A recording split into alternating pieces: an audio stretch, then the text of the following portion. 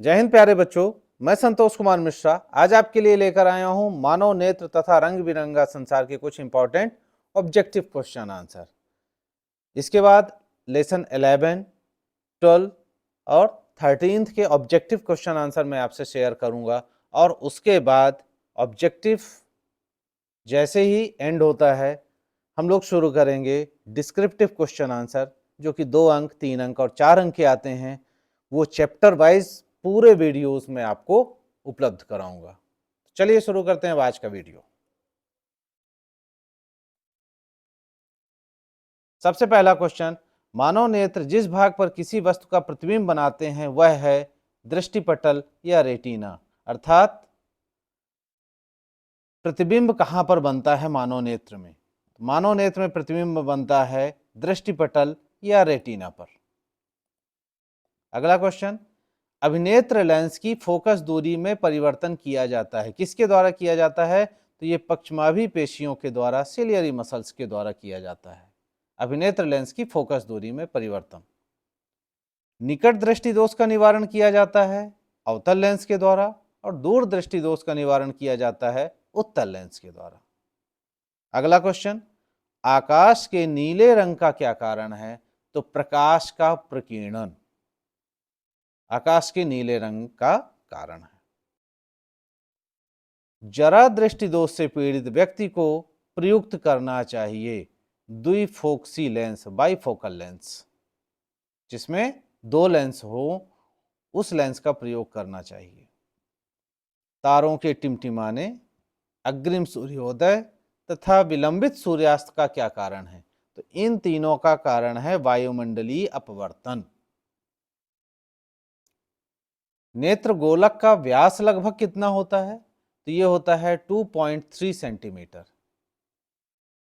हमारे नेत्र में पाए जाने वाले नेत्र गोलक का व्यास होता है 2.3 सेंटीमीटर। वर्ण विक्षेपण के दौरान सर्वाधिक विचलन किस रंग का होता है? तो सर्वाधिक विचलन बैंगनी रंग का होता है और सबसे कम विचलन लाल रंग का होता है। वर्ण विक्षेपण, प्रकाश की किरण का 7 रंगों में विभक्त होना वर्ण विक्षेपण है, और वर्ण विक्षेपण के दौरान सबसे ज्यादा विचलन बैंगनी रंग होता है और सबसे कम विचलन लाल रंग का होता है। मानव नेत्र अभिनेत्र लेंस की फोकस दूरी को समायोजित करके विभिन्न दूरियों पर रखी वस्तुओं को फोकसित कर सकता है। ऐसा हो पाने का क्या कारण है? इसका कारण है समंजन। कभी कभी अधिक आयु के व्यक्तियों के नेत्र का लेंस दूधिया तथा धुंधला हो जाता है। इस स्थिति को हम क्या कहते हैं? इसे कहते हैं मोतियाबिंद।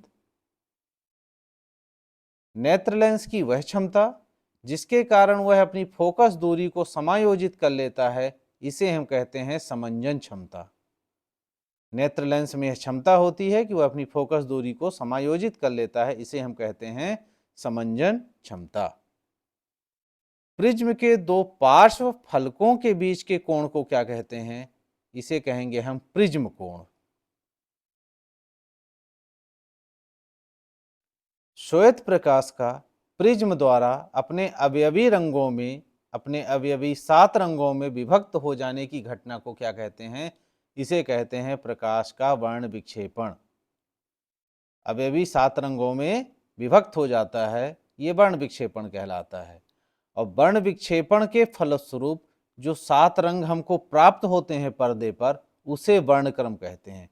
वर्ण विक्षेपण एक घटना है और घटना के फलस्वरूप जो 7 रंग हमको पर्दे पर प्राप्त हो रहे हैं वो कहलाता है वर्णक्रम। और ये 7 रंग कौन कौन से हैं?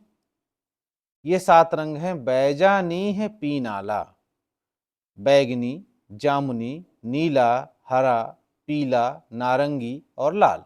ये 7 रंग हमें वर्णक्रम के रूप में प्राप्त होते हैं। तो यहाँ 3 चीजें ध्यान रखिएगा। वर्ण विक्षेपण क्या है? श्वेत प्रकाश का 7 रंगों में विभक्त हो जाने की घटना वर्ण विक्षेपण है।